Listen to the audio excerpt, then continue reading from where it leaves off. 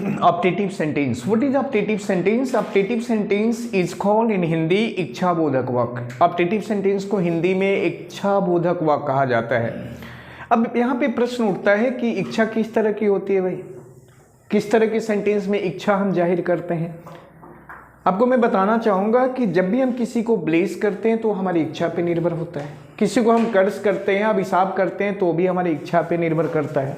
तो किसी को ब्लेस करना है या किसी को कर्ज करना किस पे डिपेंड करती है? हमारी डिजायर पे निर्भर होती है, हमारी इच्छा पे निर्भर होती है. इसीलिए इसको हम लोग हिंदी में क्या बोलते हैं? इच्छाबोधक वाक्य बोलते हैं. Just is may God bless you, if you are my friend I can bless you, but if you are my foe का मतलब क्या होता है? दुश्मन. I will curse you. May you be abortive, may you be abortive. Abortive का मतलब क्या होता है?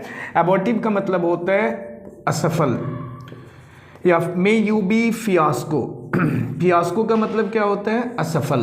तो अगर आप मेरे दुश्मन हैं तो मैं आपको क्या करूंगा? कर्ज करूंगा. लेकिन अगर आप मेरे दोस्त हैं तो मैं आपको क्या करूंगा? ब्लेस करूंगा. क्लियर? हम लोग बोलते हैं गुड मॉर्निंग, या हम लोग बोलते हैं बेस्ट ऑफ लक. हम लोग बोलते हैं जो भी हम विश करते हैं, जब भी हम विश करते हैं, हम विश किस में करते हैं? जो भी सेंटेंस हमारी विशिंग की होती है उस सेंटेंस को कौन सा सेंटेंस कहा जाता है? तो आंसर मिलता है that is called optative sentence. उसको ऑप्टेटिव सेंटेंस कहा जाता है. Clear? For your kind information, तो हमारे सेंटेंस कितने प्रकार के हैं? मैंने स्पष्ट किया कि सेंटेंस हमारे 5 प्रकार के होते हैं. फर्स्ट हमारा अजर्टिव सेंटेंस होता है. असर्टिव नहीं बोलते, अजर्टिव बोलते हैं. और अजर्टिव सेंटेंस हमारे 2 भागों में कैटेगराइज्ड होता है. फर्स्ट इज अफर्मेटिव और second is negative.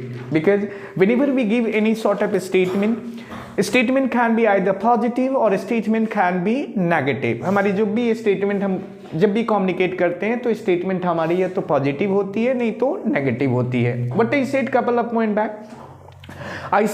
of point back that whenever we exceed our communication, for exceeding communication, for proceeding communication, we have need of such a sentence that is called interrogative sentence. जब हम अपनी language को, अपनी भाषा को आगे बढ़ाते हैं, अपनी संपर्क को आगे बढ़ाते हैं, तो दूसरी सेंटेंस किसकी जरूरत होती है अपनी कम्युनिकेशन को प्रोसीड करने के लिए? तो वो हमारी सेंटेंस होती है इंटरोगेटिव सेंटेंस. कौन सी सेंटेंस की नीड होती है? Interrogative sentence.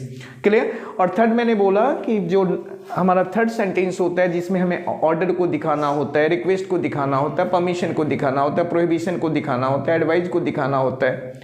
क्लियर? वो सेंटेंस की डेवलपमेंट, इस तरह के सेंटेंस को डेवलप करने के लिए कौन सी सेंटेंस का प्रयोग किया जाता है? तो आंसर मिलता है इंपेरेटिव सेंटेंस.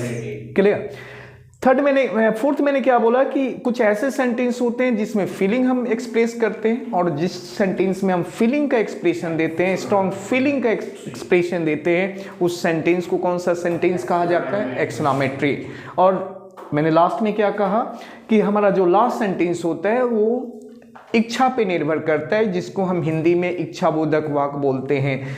और किसी को ब्लेस करना या किसी को कर्ज करना किस पे डिपेंड करता है? हमारी इच्छा पे डिपेंड करता है. इसीलिए इसको हिंदी में इच्छाबोधक वाक्य बोला जाता है. तो किसी को हम विश करते हैं तो ये हमारी इच्छा होती है, किसी को कर्ज करते हैं ये भी हमारी इच्छा पे डिपेंड होता है. आप अगर मेरे वेल विशर हो तो मैं आपको विश करूंगा. If you are my foe, if you are my enemy, I will curse you. Clear? So ये हमारे ऊपर, अगर हमारे आपसे प्रेम है तो आपको विश करते हैं गुड मॉर्निंग, अगर प्रेम नहीं है तो विश नहीं करते हैं. Are you getting on to? तो इस तरह के सेंटेंस की डेवलपमेंट कौन करता है? तो आंसर मिलता है ऑप्टेटिव सेंटेंस. तो हमारे सेंटेंस मैंने स्पष्ट कर दिया कि सेंटेंस के प्रकार 5 होते हैं और ये किस तरह के सेंटेंस की डेवलपमेंट करते हैं. That's all.